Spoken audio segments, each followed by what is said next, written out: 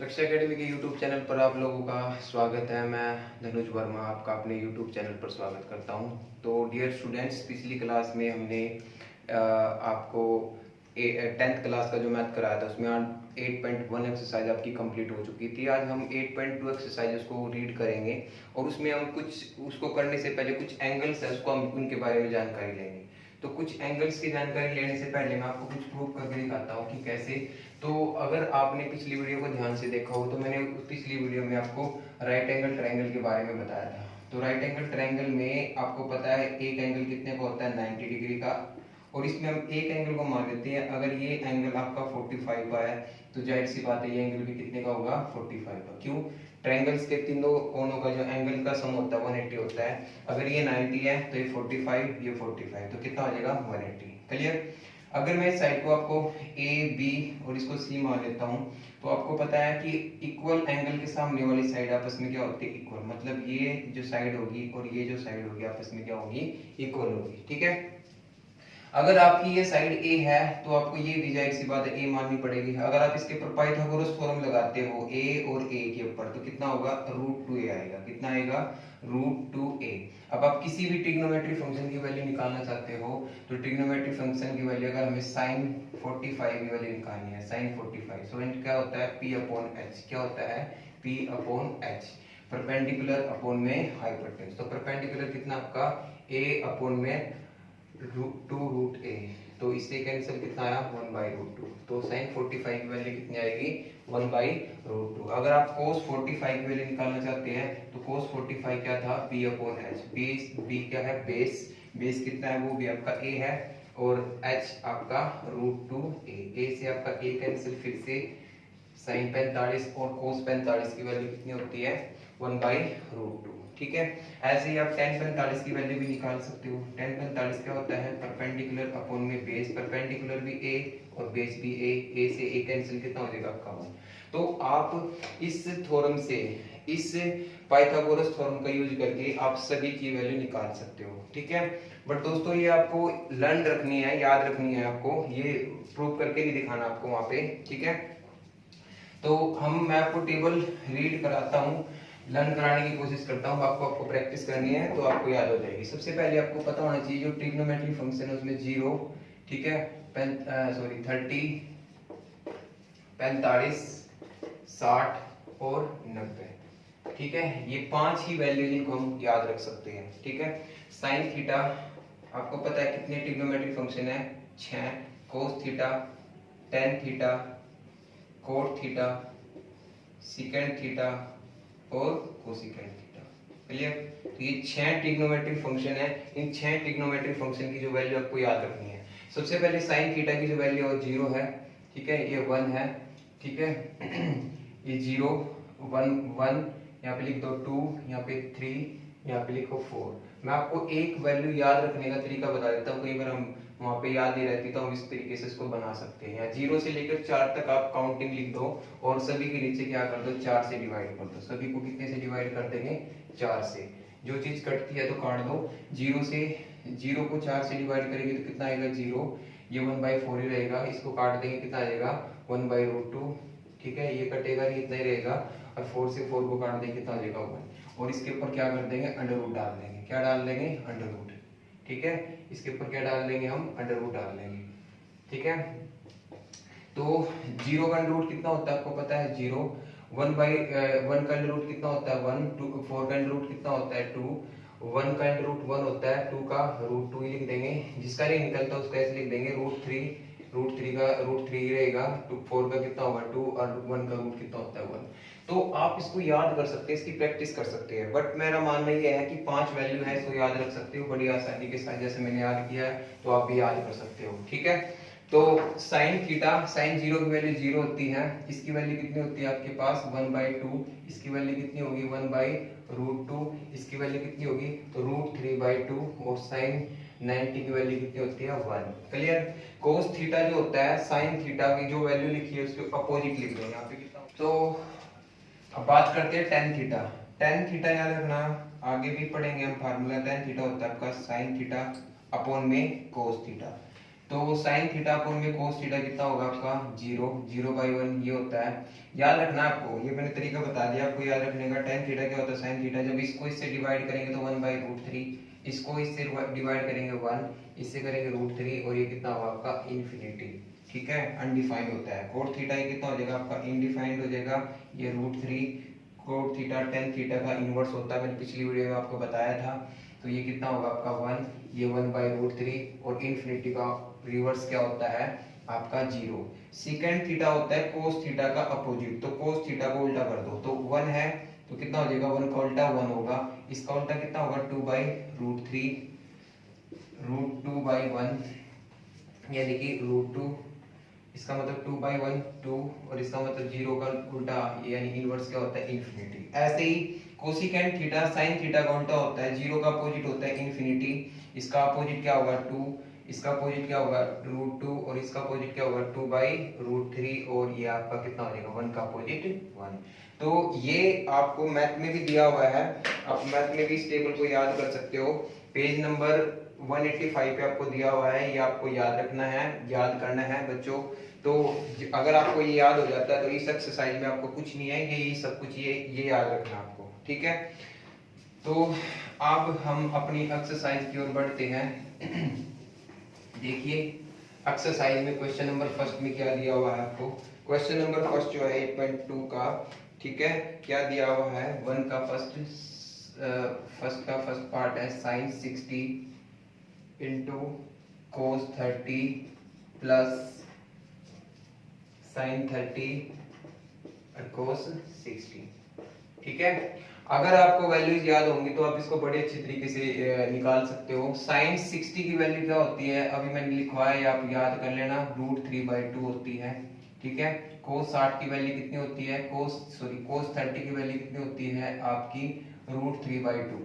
ठीक है, साइन 60 और कोस 30 की वैल्यू सेम होती है √3/2 प्लस साइन 30 की वैल्यू 1/2 और कोस 60 की वैल्यू भी 1/2। ठीक है, जब इन दोनों की मल्टीप्लाई करेंगे √3 कितना हो जाएगा 3, 2 into 2 कितना हो जाएगा आपका 4 प्लस 1/4। जब एलसीएम सेम होता है, ठीक है, तो ऊपर वाले डायरेक्ट जोड़ दो, 3 + 1 कितना होगा 4, 4/4 कितना हो जाएगा 1, तो 1 आपका आंसर आ जाएगा। तो फर्स्ट क्वेश्चन का आंसर कितना आएगा आपका 1। क्लियर। तो बढ़ते हम नेक्स्ट क्वेश्चन की ओर। क्वेश्चन फर्स्ट का सेकंड पार्ट में क्या दिया हुआ है, ध्यान से देखो। क्वेश्चन सेकंड में क्या दिया हुआ है आपको, 2 tan square 45 plus cos square 30 minus sine square 30, ये आपको दिया हुआ है। साइन स्क्वायर 30 60 सॉरी, तो ये आपको गिवन है, आपका मैथ में आपको दिखाई दे रहा होगा। ठीक है, तो tan 45 की वैल्यू सभी को पता है कितनी होती है 1 का स्क्वायर। cos 30 की वैल्यू अभी मैंने बताई थी कितनी होती है √3/2 का स्क्वायर है, तो स्क्वायर करना पड़ेगा। sin 60 की वैल्यू कितनी होती है √3/2 का होल स्क्वायर। ठीक है, तो ये √3/2 का होल स्क्वायर प्लस में √3/2 का होल स्क्वायर माइनस में है, तो कैंसिल हो जाएगा डायरेक्ट, आपका टाइम लगाना ही नहीं है। तो 1 का स्क्वायर आपका 1 होता है, 2 into 1 कितना हो जाएगा 2, तो 2 आपका आंसर होगा। तो अगर आपको वैल्यू याद होगी तो आप बड़े आसानी से इन क्वेश्चनों को सोल्व कर सकते हैं। ठीक है, तो हम इसी क्वेश्चन के थर्ड पार्ट की ओर बढ़ते हैं।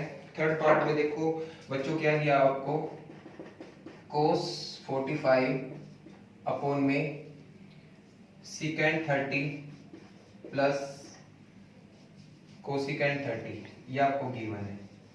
ठीक है, cos 45 की वैल्यू कितनी होती है, सभी को पता होनी चाहिए, वैल्यू 1/√2 होती है। ठीक है, secant 30 की वैल्यू कितनी होती है, secant 30 की वैल्यू होती है 2/√3, कोसिकेंट 30 की वैल्यू कितनी होती है 2/1। तो आपको वैल्यूज याद होनी चाहिए, जैसे मेरी याद है तो आप भी प्रैक्टिस करोगे तो वैल्यू याद हो जाएगी, ज्यादा बड़ी बात नहीं है। ठीक है, तो 1/√2 एलसीएम लेंगे, एलसीएम कितना आएगा इसका यहाँ पे √3, तो यहाँ पे कितना होगा 2 + 2√3 कितना आएगा 2 + 2√3। ठीक है, तो आपको पता होना चाहिए first into fourth and second into third, यानी कि फर्स्ट इंटू थर्ड मतलब √3 ऊपर चला जाएगा, या फिर आप ऐसे याद रखो कि जो ऊपर वाला है, ऊपर वाले फ्रैक्शन को अगर नीचे वाले फ्रैक्शन से डिवाइड करना होता है तो ये ऊपर चला जाएगा और ये आपका कहाँ आ जाएगा भाई, नीचे आ जाएगा। क्लियर। ये बात पता चल गई आपको, आशा करता हूँ आपको पता चल गई होगी। ठीक है, आगे बढ़ते हैं। क्या होगा, देखो इसमें 2 यहाँ भी है, 2 यहाँ भी है। सबसे पहले तो आप 2 कॉमन निकाल लीजिए, तो ये 2 रूट 2 हो जाएगा और 1 प्लस में रूट 3। यहाँ तक बात समझ में आई होगी आपको। ठीक है, प्लस में आप कैसे भी लिख सकते हो, प्लस में आप इसको ऐसे भी तो लिख सकते हो रूट 3 प्लस 1। ठीक है, रूट 3 प्लस 1 आप ऐसे लिख सकते हो। तो अब हम कभी भी नीचे रूट में वैल्यू नहीं रखते। अगर रूट में वैल्यू को खत्म करना होता है तो हम उसको बोलते हैं रेशनलाइजिंग कर देंगे। ठीक है, रेशनलाइजिंग में क्या होता है, सबसे पहले तो हम रूट 2 को खत्म कर लेते हैं। जो रूट 2 है ना आपका, रूट 2 को खत्म कर लेते हैं। तो रूट 2 को हम कैसे खत्म कर सकते हैं, ठीक है, अब रूट 2 को आप कैसे खत्म करोगे, रूट 2 को कैसे खत्म करेंगे, रूट 2 से ऊपर मल्टीप्लाई कर दीजिए और रूट 2 से नीचे मल्टीप्लाई कर दीजिए। रूट 2 से ऊपर मल्टीप्लाई होगा तो रूट की मल्टीप्लाई होगी, कितना हो जाएगा रूट 6, और रूट 2 और रूट 2 कितना हो जाएगा, कंप्लीट 2 और 2 ही है आपका, तो कितना हो जाएगा 4। ठीक है, अब यहाँ पे कितना आया, रूट 3 प्लस 1। ठीक है, तो रूट में वैल्यू नीचे रखनी नहीं होती है। रूट को खत्म करने के लिए फिर से हम क्या करेंगे, रूट 3 माइनस 1 ऊपर कर देंगे, रूट 3 माइनस 1 नीचे। रेशनलाइजिंग में क्या होता है, जो भी नंबर है ऊपर नीचे सेम नंबर से मल्टीप्लाई कर देंगे, बस साइन चेंज करके। ठीक है, अगर रूट 3 प्लस 1 है तो यहाँ पे माइनस करेंगे। ठीक है, तो रूट में क्या होगा, मल्टीप्लाई हो जाएगा, तो कितना होगा, रूट 18 माइनस रूट 6। ठीक है, तो इसकी यहाँ पे देखो ये फार्मूला बनेगा आपका a plus B A minus B, A plus B A minus B की आइडेंटिटी याद होगी आप लोगों को, क्या होगा A square minus B square, यानी कि इसका स्क्वायर कितना होगा 3, इसका स्क्वायर कितना होगा 1, 3 में से 1 जाएगा कितना होगा आपका, 3 में से 1 जाएगा कितना होगा 2, तो ये दोनों का रिजल्ट निकल के आ गया इसका सोल्व करने के बाद 2, और 2 into 4 कितना होगा आपका 8। यहाँ तक बात समझ में आई होगी। ठीक है, तो ये कितना है आपका 8 आ गया, तो 8 आ गया। तो आप इसको थोड़ा और सोल्व करके लिख सकते हो, इसको क्या लिख सकते हैं हम 9 into 2 लिख सकते हैं। 9 into 2 का मतलब कितना होगा 3 रूट 2 इंटू में रूट 6 और अपॉन में कितना होगा 8। ये आपका आंसर होगा, फाइनल आंसर आपका ये होगा। पॉज कर दे।